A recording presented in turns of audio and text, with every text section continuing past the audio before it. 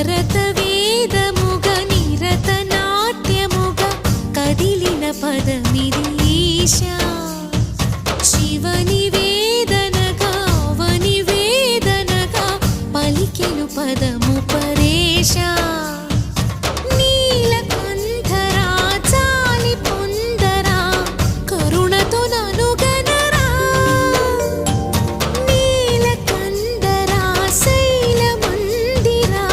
మొరవిని బదులిడరా